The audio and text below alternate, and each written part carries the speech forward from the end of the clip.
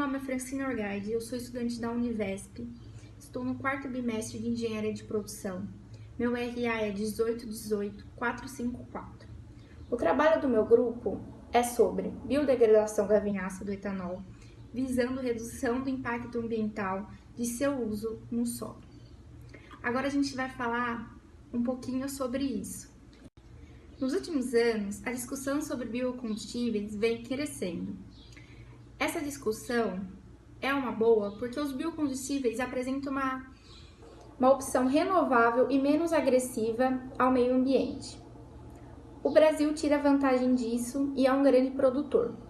Mas sabemos que mesmo o biocombustível sendo renovável e sendo melhor, ele também acarreta impactos ambientais no solo. Porque qualquer plantio utiliza solo, vai utilizar água e também fertilizantes. Esses fertilizantes sendo químicos. E qualquer produto químico, mesmo que pouco, vai fazer algum mal ao solo, sendo assim ao meio ambiente e também àquela região que o cerca. Por isso, o nosso estudo vai falar um pouco sobre a vinhaça. A vinhaça é um derivado da cana e podemos utilizar ela no plantio de cana, sendo ela um fertilizante menos químico após ser tratado um pouco, como vamos falar sobre isso no decorrer do trabalho. Vamos falar sobre o álcool, que é um dos mais comuns combustíveis utilizados, e é ele que é derivado da cana, por isso que a gente vai falar um pouquinho sobre ele, sobre a fabricação. O álcool pode ser fabricado por outros elementos, como beterraba, milho, cana-de-açúcar, mas o mais comum sendo a cana. O processo da fabricação do álcool consiste em colheita da cana, limpeza, preparação e extração, peneiramento, pré-aquecimento, dosagem, aquecimento. Aí, flash, decantação, filtração, separa do campo, tratamento do fermento, centrifugação, destilação, retificação, desidratação, chegando assim no álcool. O plantio da cana é realizado da seguinte forma: com auxílio de equipamentos que vão realizar a eliminação de soqueira, caso for uma área nova, subsolagem, calagem, gradagem, terraceamento, sulcação, distribuição das mudas, cobrimento das mudas, pulverização de herbicida e quebra de sucro. Essa parte é quase toda realizada por máquinas, menos a quebra de suco, que é realizada manualmente.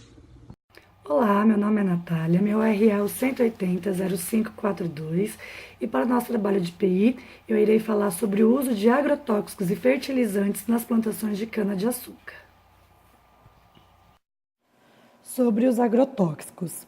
O cultivo de cana-de-açúcar está entre as culturas brasileiras que mais utiliza agrotóxicos em termos de quantidade de ingrediente ativo. Em média, 10% do volume total desses ingredientes consumidos no Brasil têm sido utilizados no cultivo da cana. O uso frequente e incorreto desses agrotóxicos pode causar contaminação de solos, da atmosfera, das águas superficiais e subterrâneas, dos alimentos, intoxicação humana pelo consumo de água e alimentos contaminados, e intoxicação ocupacional de trabalhadores e produtores rurais. O consumo de pesticidas na cultura da cana é inferior aos de lavouras de citros, milho, café e soja. Entre as principais pragas da cana, os controles da broca e da cigarrinha são biológicos. Os herbicidas são o grupo mais utilizado como produto comercial ou ingrediente ativo. Plantas daninhas levam a grandes perdas na cultura de cana-de-açúcar, com reduções de produtividade variando de 10% a mais de 80%. Agora irei falar sobre fertilizantes. A colheita de diferentes variedades de cana-de-açúcar de uma área de 1 hectare acarreta na remoção de nitrogênio, fósforo e potássio do solo. Adubos químicos podem ser empregados de forma a suprir as necessidades nutricionais da cultura da cana-de-açúcar e incrementar o rendimento econômico da plantação. Na adubação mineral com NPK, em geral, o nitrogênio é o nutriente que as plantas necessitam em maior quantidade. Entretanto, na cultura da cana-de-açúcar, o potássio é requerido em quantidades maiores do que o nitrogênio. O canavial bem nutrido em nitrogênio apresenta-se verde e exuberante, uma vez que este nutriente estimula a brotação, o enraizamento e o desenvolvimento de perfilhos. No entanto, bons resultados também podem ser obtidos com a aplicação de subprodutos de outras atividades humanas e até mesmo com a utilização correta dos próprios resíduos provenientes da cultura de cana-de-açúcar. A aplicação de resíduos orgânicos é reconhecida por provocar efeitos benéficos nas propriedades físicas e químicas do solo. Em contraste com o aspecto ambientalmente positivo, a reutilização desses resíduos orgânicos na agricultura pode acarretar problemas ambientais decorrentes de sua composição e aplicação inadequada. 2 resíduos agroindustriais empregados como fertilizantes na produção de cana-de-açúcar são a vinhaça e a torta de filtro.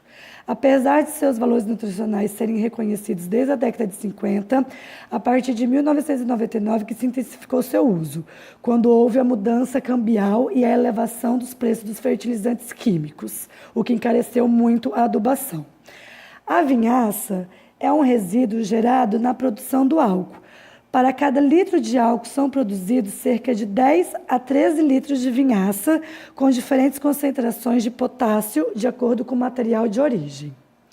A dose de vinhaça a ser aplicada no canavial é definida com base no seu teor de potássio e na análise química do solo. Boa tarde a todos. Me chamo Thiago Bastos Condoleda, sou aluno do primeiro ano de Engenharia de Produção, da Univesp, Polo Bariri, RA 1816025.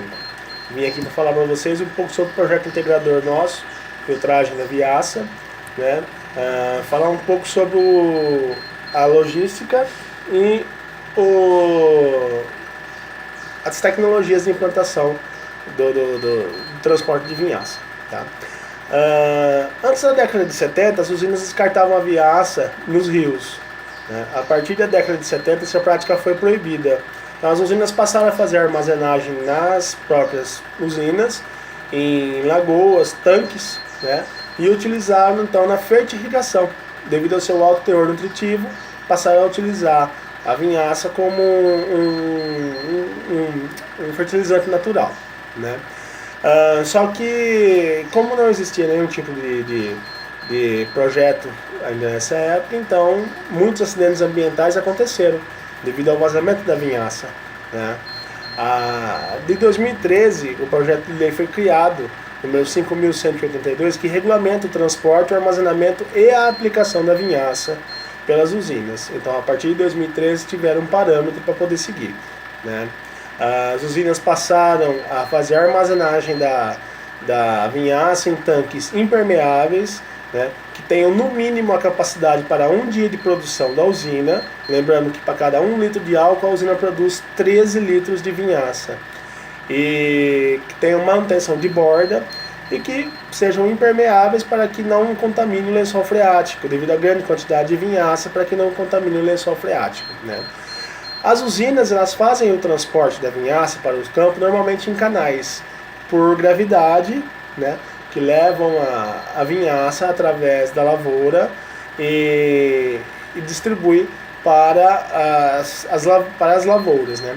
Esses canais também, agora, devido ao ordem de lei, também tem que ser impermeáveis para que não contaminem o solo. Eles são revestidos ou com plástico ou com concreto, né, e eles levam a vinhaça através das lavouras. Algumas usinas, como tem lavouras muito longe da sua sede, da sua central, elas também fazem o transporte da vinhaça por caminhões especiais, caminhões tanques, reforçados para que a vinhaça não contamine, não tenha vazamento, né? Uma tecnologia nova que foi criada e que está sendo bastante implantada pelas usinas é o bombeamento da vinhaça. O que é o bombeamento? A vinhaça é bombeada através de tubos subterrâneos que substituem os canais, né? E chegam até a lavoura. As vantagens é que o canal ele tem muita emissão de gás, principalmente o metano, no transporte da vinhaça, né? Pelos tubos não existe a emissão de gás e a vinhaça chega ao seu destino ainda numa temperatura de até 60 graus. Isso daí faz com que as microbactérias morram e que os agentes nutritivos da vinhaça eles tenham mais poder na aplicação, né? Melhorando aí o desempenho, né? Então, essas são as novas tecnologias que estão sendo testadas no momento. Muitas usinas já estão utilizando. A desvantagem é que se torna um pouco mais caro, né? Mas no futuro, aí eu acredito que todas as usinas deverão já trabalhar nesse método, tá certo? Muito obrigado para vocês aí e uma ótima tarde. Olá, meu nome é Nivaldo, sou aluno do Polo da Univesp de Bariri, RA 18 17 839, curso de Engenharia da Produção. Venho hoje falar sobre o nosso trabalho, o qual foca uma maneira de filtrar a vinhaça. Visando que houve alguns abandonos no curso no decorrer do andamento do nosso projeto, hoje eu também estarei assumindo não somente a minha parte da pesquisa, mas também a parte do aluno Kleber. E nos estudos recentes chegamos à conclusão em relação ao uso da água e prevenções, né? Que no caso essa parte aí seria a parte que eu assumi da pesquisa, né? Em estudos recentes promovidos, teve uma comparação de perda no solo, no quesito de plantio. Somente o milho, o feijão e a batata doce representam perdas menores ou iguais à cana. A evolução tecnológica do cultivo da cana-de-açúcar vem permitindo que em algumas áreas o manejo da colheita seja feito sem a queima da palha, né? O que acaba evitando não somente a poluição, mas também doenças respiratórias que o pessoal dentro da cidade ou nas redondezas do local onde foi efetivado possa vir a contrair, ou até mesmo dificuldade na respiração para quem tem doenças cardiorrespiratórias, né?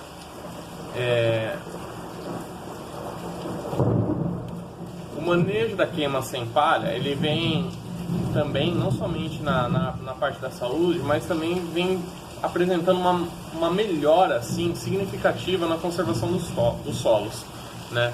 Uma tonelada da planta da cana produz entre 85 a 90 litros de álcool, enquanto a tonelada do milho rende mais de 400 litros. Mas aí você vai pensar, né? Poxa, né? O milho rende mais, mas a vantagem na cana, ela acaba se diferenciando pelo custo de produção, né? A facilidade de quebrar suas moléculas de açúcar é muito maior do que a de quebra de moléculas de açúcar do milho, no caso, né? Em média, a fermentação do açúcar leva, por parte da cana, né?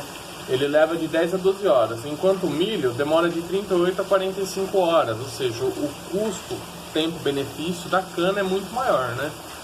O uso controlado do vinhoto, que serve para fertigação, como fertilizante orgânico, reduz a necessidade de aplicação de adubos químicos, reciclando nutrientes e fluentes da produção do etanol. Em análises, acaba ficando comprovado que a adição in natura ao solo é uma boa opção para aproveitamento desse subproduto, correto? Por ser um excelente fertilizante e traz vários benefícios para as propriedades físicas, químicas e também biológicas do solo, ou seja, não causa tanto dano ao solo, né? Acaba não tornando o solo infértil, no caso.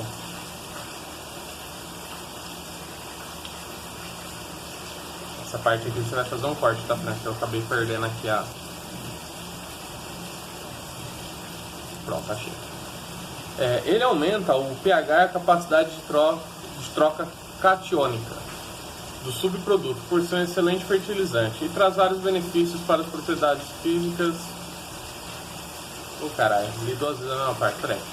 Ele aumenta o pH e a capacidade de troca catiônica, da disponibilidade de certos nutrientes e melhoria da estruturação do solo, aumento na retenção de água e no desenvolvimento da microflora e microfauna do solo. A prática da queima da cana-de-açúcar traz consequências danosas para as características físicas e estrutura do solo, como a alteração de concentração de gases na atmosfera, efeito estufa, diminuição da fertilidade e umidade do solo, se torna estéril, a perda de nutrientes voláteis e a exposição do terreno efetivos a erosões, né? No caso, a queima acaba ressecando, mata as raízes, as coisas que seguram, que mantêm o solo fixo, e acaba havendo a erosão, no caso, né? Que é o desabamento do solo.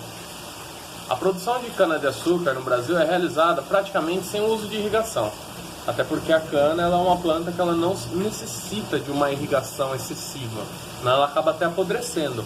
Ela é uma planta que ela já é feita para regiões quentes, onde haja pouca irrigação, né? Entretanto, o seu emprego aqui ainda é limitado, mas está se aumentando. Isso se deve à crescente demanda pela incorporação de novas áreas de cana no Cerrado do Brasil, que tem levado à exploração de regiões com déficits hídricos mais acentuados, como eu acabei de citar. Aí a gente tem algumas regiões que vem tendo um maior aumento, né? Como o Nordeste, né? Eles aproveitam pela falta de irrigação, eles estão fazendo a plantação de cana lá. E o solo também, por se tratar de um solo não tão fértil, mas também não tão morto, ele acaba servindo para a plantação. No entanto, tradicionalmente, a cultura da cana-de-açúcar no Brasil não utiliza a irrigação, que é de grande importância na redução de impactos ambientais. Não só pelo menor uso de água, né, mas por evitar arrasto de nutrientes e resíduos de agrotóxicos e perdas no solo. No uso industrial, a água que entra nas usinas, né, ela é 70% do peso dos colmos, com capacitação para usos na indústria. A água captada é usada em vários processos, com níveis diferentes de reutilização.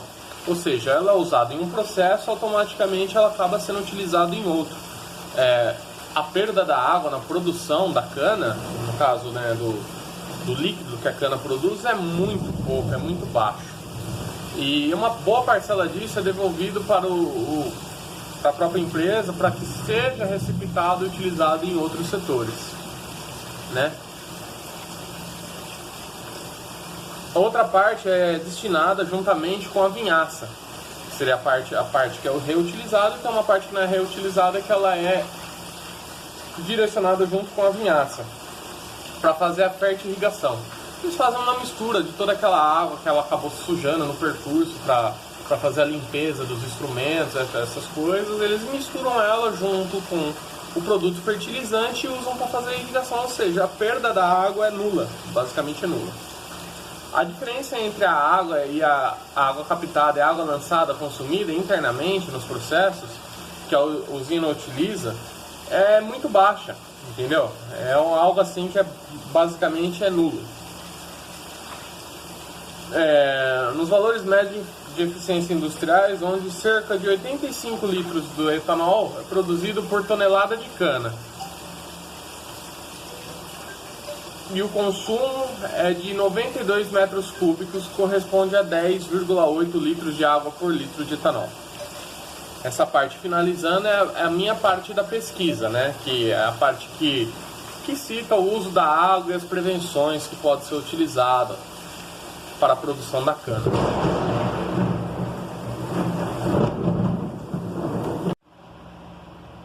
Agora estarei assumindo aqui a parte do aluno Kleber. A pesquisa dele foi focada sobre o território, né, sobre a cidade de Bariri, o quão fácil é estar plantando aqui ou não, né, e sobre a cidade em geral, né. A pesquisa dele indicou que na língua tupi-guarani, Bariri significa trecho de rio com cachoeiras com águas barulhentas e agitadas. A emancipação da cidade se deu no dia 16 de junho de 1890. Bariri possui uma área territorial de 444,07 km². é localizada na região central do estado de São Paulo. A cidade é banhada pelos rios Tietê e Jacaré-Pepira, cortado por diversos córregos e ribeirões. A cidade possui um clima subtropical, quente. O clima em Bariri. O verão tem muito mais pluviosidade do que o inverno. O clima é classificado como CWA. Em Bariri, a temperatura média é de 21,5 graus Celsius e é 1.199 milímetros a pluviosidade anual. 19 milímetros é a precipitação no mês de agosto, que é o mês mais seco. Em janeiro, cai a maioria da precipitação com média de 229 milímetros. A temperatura do mês de janeiro, que é o mês mais quente do ano, é de 24,3 graus Celsius. Ao longo do ano de julho, temos uma temperatura média de 17,7 graus Celsius, que é a temperatura mais baixa do ano. Bariri possui um solo muito fértil. Ele é classificado como latoso roxo, tem uma textura argilosa. E uma pequena faixa ao leste, próximo aos limites da cidade, entre Bariri e Jaú, é um latoso vermelho escuro, com uma textura média, né? um amarelo com um vermelho, né? É uma textura assim arenosa, podemos dizer. E no geral, a cidade aqui ela é extremamente favorável para o cultivo da cana-de-açúcar mecanizado, porque os territórios são, em sua maior parte, são planos, né? Não oferecendo assim dificuldades à resistência da passagem de máquinas. Fora isso que, para a plantação em geral, esse tipo de solo é um solo extremamente fértil, né? Ele é um solo barroso, como a gente pode dizer assim. Então facilita muito o cultivo. Por isso que aqui na região que a gente mora, cidade de Bariri, o plantio da cana-de-açúcar ele é predominante. Assim, basicamente todos os sítios ou todas as áreas grandes de plantações que temos aqui, eles são focados na plantação de cana-de-açúcar. Correto? Olá, aqui é a Natália novamente. Nessa parte do vídeo irei falar um pouco sobre o estudo da vinhaça, o objetivo geral e os objetivos específicos do nosso trabalho. Sobre o estudo da vinhaça. A vinhaça, também conhecida como vinhoto, é um resíduo gerado pela produção do etanol que sobra após a destilação do caldo de cana-de-açúcar. Como já foi dito em outros tópicos, para cada litro de álcool produzido, cerca de 10 a 13 litros de vinhaça são deixadas como resíduo. Existem algumas maneiras de irrigação realizada com a vinhaça, que são sulcos de infiltração, irrigação feita por caminhões-tanques e aspersão. Os principais pontos de preocupação com o uso da vinhaça está relacionado com os exageros em sua utilização e a perda da biodiversidade, pois o vinhoto é caracterizado como efluente de destilarias com alto poder poluente e alto valor fertilizante. O seu uso na fertirrigação deve ser controlado para evitar impactos ambientais negativos no solo, nascentes e lençóis freáticos. O poder poluente do vinhoto tem cerca de 100 vezes mais que o do esgoto doméstico, decorrente da sua riqueza em matéria orgânica, baixo pH e altos índices de demanda bioquímica de oxigênio. Há concordância entre alguns pesquisadores que doses acima de 400 metros cúbicos por hectare são prejudiciais à cana, reduzindo a sua qualidade e sua produtividade. E para evitar o uso exagerado da vinhaça, existem muitas oportunidades para garantir a prática do uso controlado do vinhoto nos canaviais. Uma das alternativas é usar a norma técnica aprovada pela Secretaria do Meio Ambiente do Estado de São Paulo, que regulamenta sua aplicação, diminuindo assim a quantidade lançada sem reduzir seus impactos positivos no solo e na produtividade, e reduzindo a concentração de íon sulfato.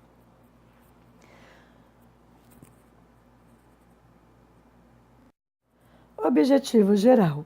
O nosso trabalho tem como objetivo geral propor uma alternativa para a degradação da vinhaça, visando a utilização como aditivo para fertilizante, reduzindo assim o dano ambiental causado pelo seu uso diretamente ao solo sem tratamento. E como objetivos específicos, focamos no estudo da degradação da vinhaça utilizando biodigestor, compreender a regularidade ambiental das propriedades produtivas de matéria-prima e determinar quais são as influências do uso do solo decorrente da expansão das culturas agrícolas. Após toda a conclusão do trabalho escrito, demos início à construção do biodigestor. Após a construção, a gente fez a etapa da aplicação da vinhaça tratada em uma cana de açúcar, localizada em um sítio no interior de São Paulo. Vamos colocar aqui um vídeo do reator em funcionamento e após isso vamos falar um pouco sobre quais foram os resultados obtidos com o nosso projeto.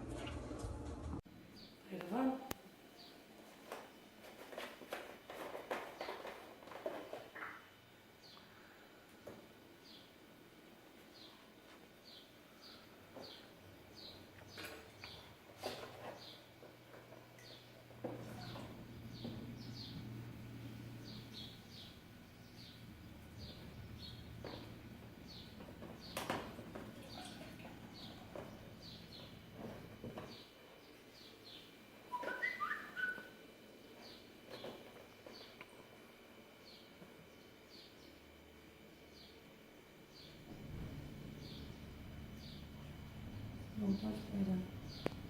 Não tá saindo.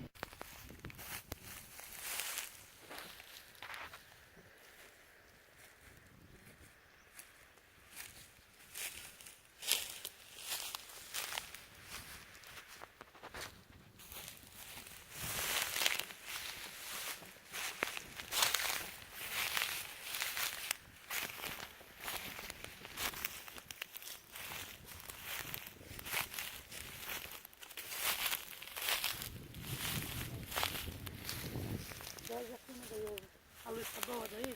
Uhum.